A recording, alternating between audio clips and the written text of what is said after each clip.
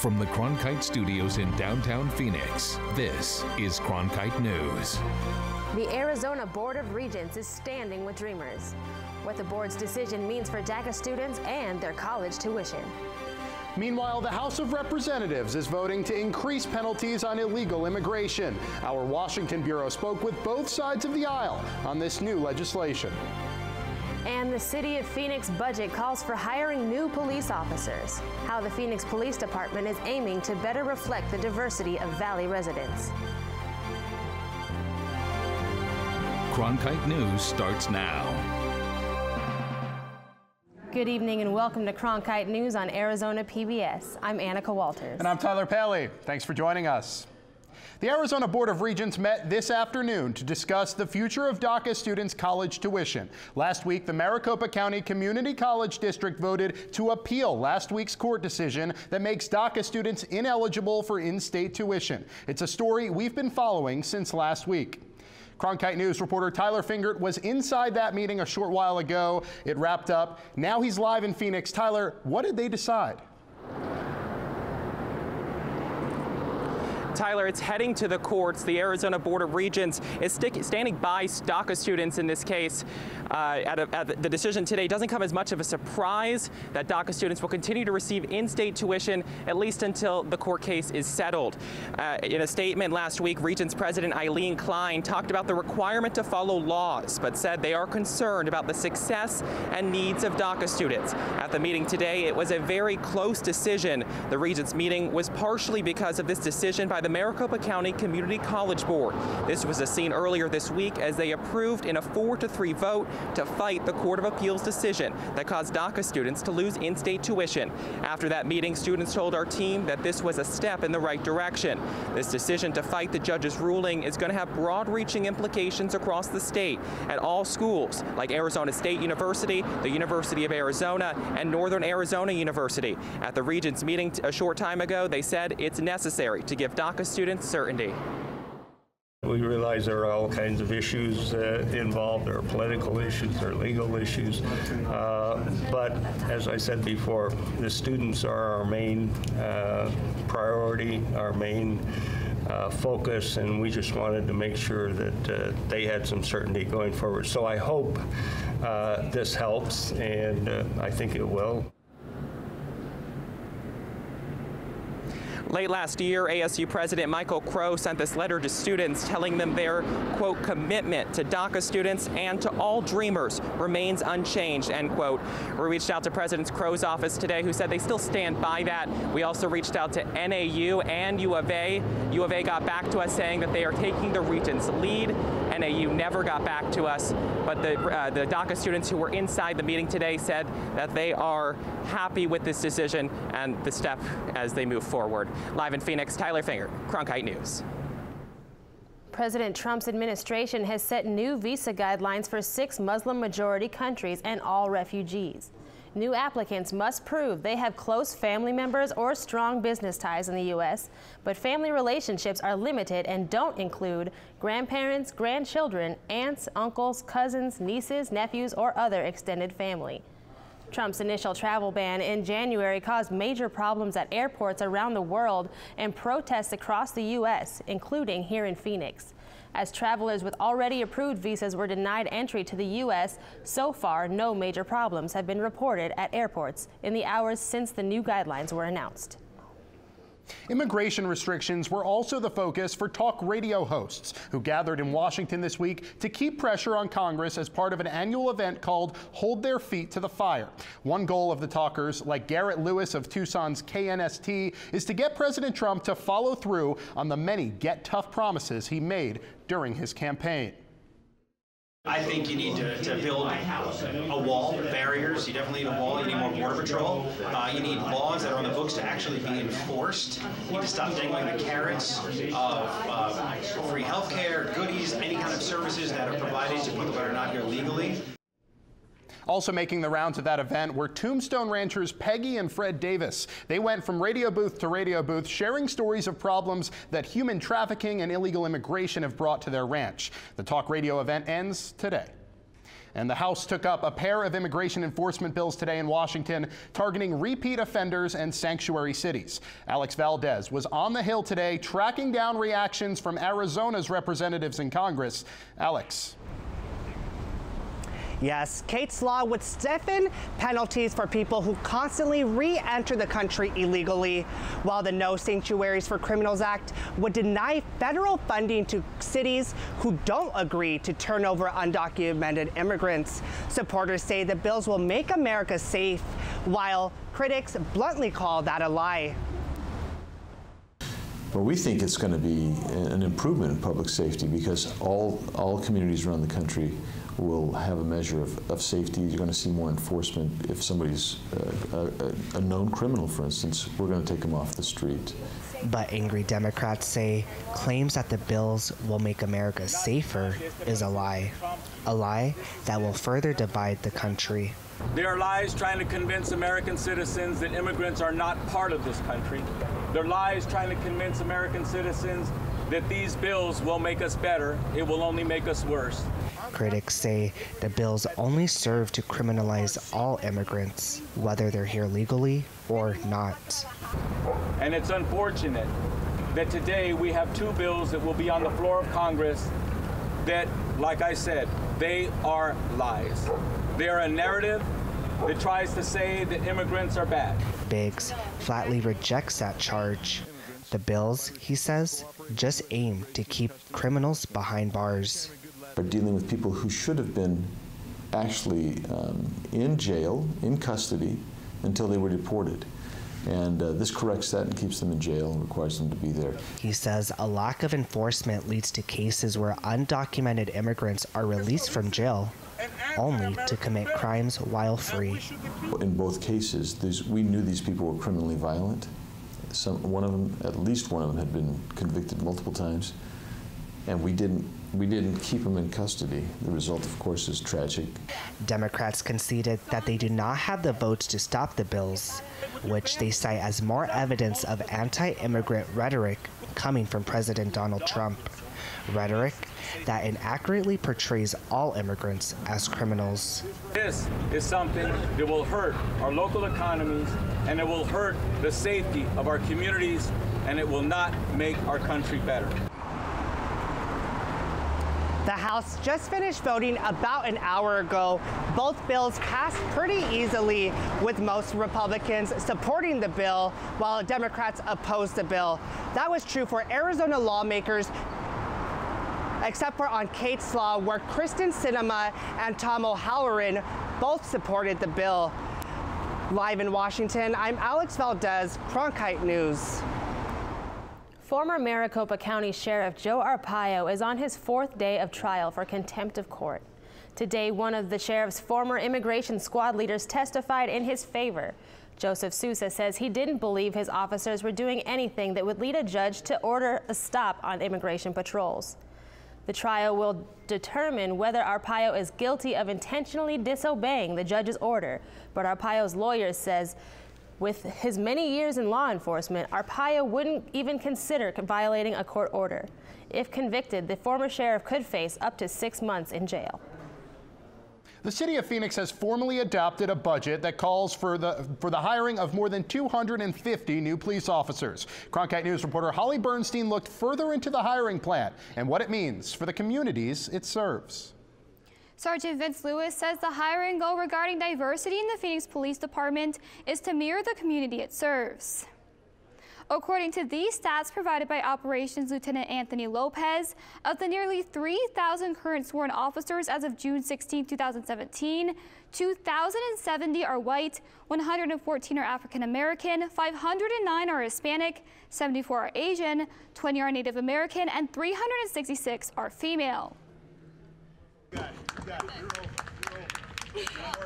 Maribel Silva's father was a police officer in Mexico, which in part inspired her to apply to join the Phoenix Police Department. Now as an applicant and potential recruit, she hopes to show that cops have a good side. You know, like, oh, they do something bad and then you see it like right away, you know. Silva is here at the police academy going through the agility training with other applicants, though Silva already officially completed her agility test. Phoenix's new budget calls for hiring more than 250 police officers during the 2017-18 fiscal year. The goal is to have 3,125 officers by June of 2018. Jeff Barton, the city's budget and research director, says the number of officers is down because Phoenix stopped hiring during the recession from 2008 to 2015. So as a result of the Great Recession, we had to actually reduce the number of officers that we had because the resources to pay for them weren't there. Barton says now that the economy is recovering, they have the ability to start hiring again. Silva says she thinks the current amount of officers is low and encourages others to join the police force. One cop versus, you know, X amount of citizens. So, yeah, I mean, the more people I feel, the better. Lopez also provided these stats which show the demographics of recruits and laterals hired as of June 19, 2017. Out of 622 recruits and hires, 404 are white, 34 are African American, 167 are Hispanic, 8 are Asian, 9 are Native American, and 113 are women. For information on how to apply, visit phoenix.gov/police. Holly Bernstein, Cronkite News. Surround sound and high definition help fans enjoy an immersive game day experience from home. That's right, but the Diamondbacks are looking to step it up. Coming up on Cronkite News, the latest technology that's bringing baseball fans closer to the action. And another Arizona sports team paid a visit to the VA. How the Cardinals are giving a salute to service.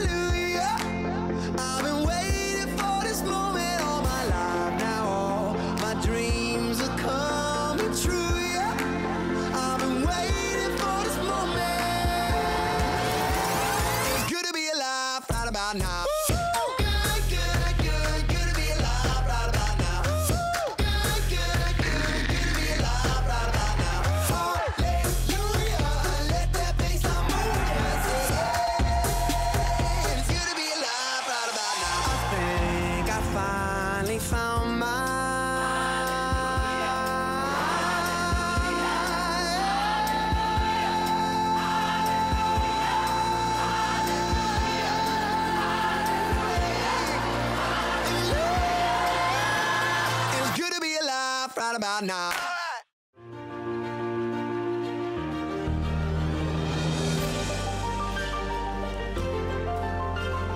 Officially from 36, and he hooks it in. Arizona State wins. Heaving one deep, and it is caught. Jalen Strong. Do you believe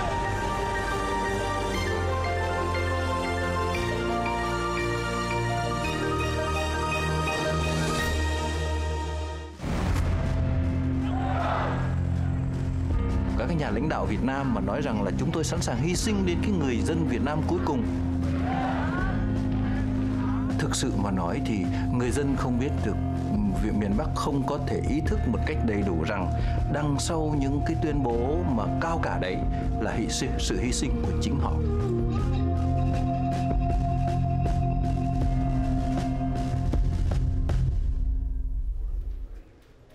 So picture this. You can't make it to the ballpark for a game, and watching it on TV just won't cut it. Yeah, well, lucky for you, this new partnership between Major League Baseball and Intel has you covered. Major League Baseball has taken a step into the future. We set up our cameras and then bring VR, virtual reality, to the viewers. So without stepping out the door, baseball fans can feel like they're at the game, and they can switch seats with the push of a button. We allow users to either select one of those 4 cameras and be their own director, or we provide a director line cut feed where our director chooses what they feel is the best image to allow that user to have a laid-back experience. See, it's really simple for viewers at home from the comfort of their own couch who want to catch a ball game. All you need is a Samsung Gear headset and a Samsung Galaxy phone. Just snap the phone into the headset, throw the headset on, and just like that, you're at the ballpark. It's really providing that next step in technology that seems like everybody has a hunger for. The kind of the unknown, like I want to experience something else. And virtual reality is that something else right now. But Rose says Intel isn't looking to replace TV broadcasts or physically attending games. It's to enhance. Right now, we're looking at VR as a second screen experience. The setup process is different from a normal remote television broadcast because of the 3D experience. Those 12 sensors need to be stitched together to create a 180-degree video that is seamless. And it creates some extra work for the team. It is out of the ordinary, so yeah, we do take some extra time, and we want to make sure that they're getting exactly what they need. But for Geyer, it's all worthwhile because he hopes Major League Baseball is leading the charge into the future. It shows them that we're willing to get on the cutting edge of what's next. So get this, currently there's no charge to watch the games, but here's the catch. You can only watch live if you're out of market. So when Intel broadcasts a show at Chase Field, sorry D-backs fans, you'll have to wait until the following day to watch. In other sports news, according to the VA, there are 22 million vets in the United States and 1.3 million active duty personnel. Cronkite News reporter Danielle Lincecum found the Arizona Cardinals are taking the 4th of July as an opportunity to honor those who have fought for our country. Visiting the Carl T. Hayden VA Medical Center in Phoenix on Wednesday held special meaning for Arizona Cardinals guard Caleb Johnson. His brother is in the Navy, stationed in Norfolk, Virginia. His father was in the Army, and his grandpa was a deep-sea diver in the Marines. We play a fun game. It's a sport that America loves, but those troops are who we really should be praising. Defensive tackle Xavier Williams, whose father, grandfather, and aunt and uncle served, echoed his teammates' sentiment. The support for the country itself, they go out to keep us safe. They allow people like me to play a game for kids and, you know, feel safe and feel comfortable doing it. 4 Arizona Cardinals, along with cheerleaders and Big Red, visited the VA to sign autographs for military veterans. But this was no ordinary signing. One of the things I've noticed since I've been out of the Marine Corps as a veteran is we hardly ever get any recognition to the world because they don't often hear about what military people do. And so I appreciate this, I really do. Seeing some of the reactions of the veterans as they come up to the tables and get the pendant signed, and it really, really moves them to the point of tears for many of them because, again, this is very important that someone actually recognizes their service. They've given up so much for this country, so any way you can help those guys out, it always means a lot. The Cardinals begin training camp July 22nd at University of Phoenix Stadium. In Phoenix, Danielle Lincecum, Cronkite News. So when you think of summer camp, you might think of children making macaroni sculptures. But what about adults learning glass blowing? Coming up on Cronkite News. We take you to an art academy that's hosting adult students at summer camp.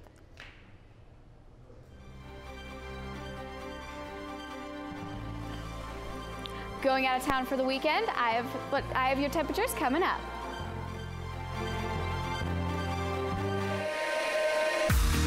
Heaven knows you're a dreamer.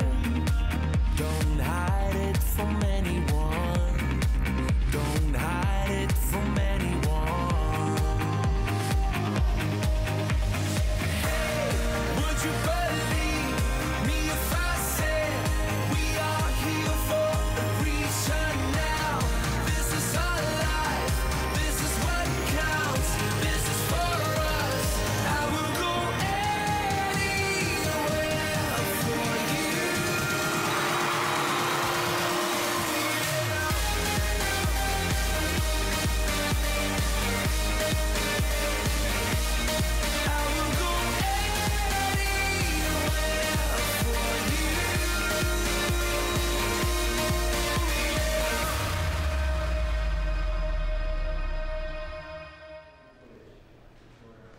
Right now, firefighters near Prescott are trying to get the upper hand on the Goodwin fire as it continues to grow tonight. Some good news, though, for residents of Mayer. They're being allowed to return home after evacuations ordered were lifted this morning. Governor Doug Ducey visited earlier today with a Goodwin camp and worked closely with officials to help those affected. Major roads in the area have been closed and mandatory evacuation orders are still in place for numerous communities, including Pine Flats, Walker, and Poland Junction. As of today, the fire has burned 25,000 acres and is only 25% contained. With the 4th of July coming up, many people want to go outside and watch fireworks. That's right, and Madison Connor is here. She has your holiday forecast so you can plan ahead. Madison, what's the 4th going to look like? Well, Tyler, while last week it was pretty warm, we cooled down quite a bit this week. We're still in those triple digits, though. We're looking at 106 right now. The high was 108, so we're not quite there yet. Looking at temperatures across the state, there are cooler temperatures up here in the north. 83 in Flagstaff, 86 in Show Low, 87 in Grand Canyon. And then over there in Lake Havasu, they're looking at 106. Zooming in to see those valley temperatures, we have 106 in Goodyear, Glendale, and Laveen, 104 in Buckeye. And then by tonight, it is expected to go almost under 100 in most areas. Now, if you're sticking around for the 4th of July, you can expect clear and calm skies by nightfall, 85 degrees. And then looking at our 7-day forecast, we have 109 tomorrow, 108 on Sunday and on Monday, and we heat up to 112 on Wednesday. I'm Madison Connor, Cronkite Weather.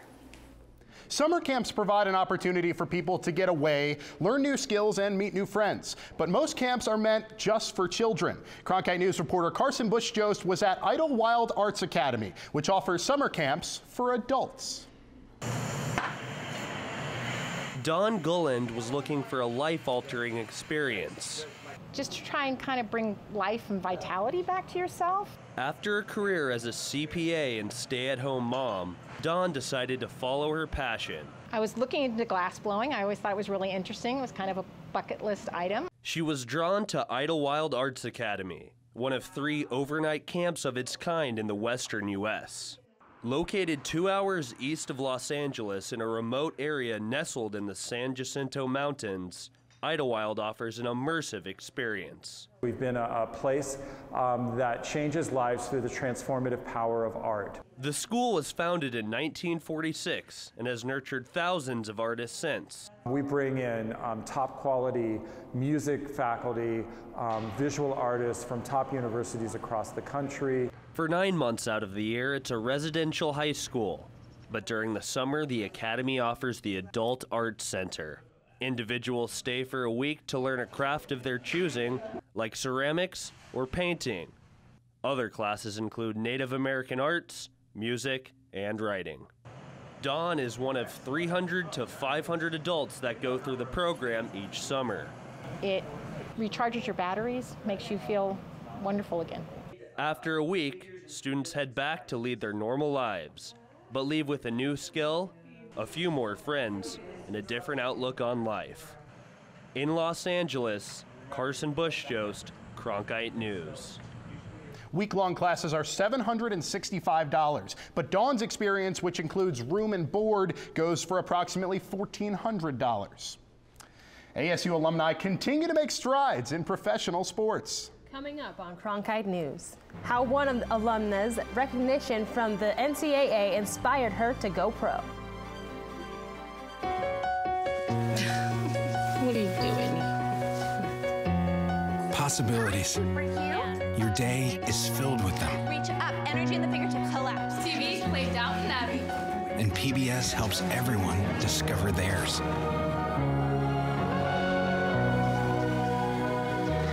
Anytime, anywhere. Up in the sky, you can see it.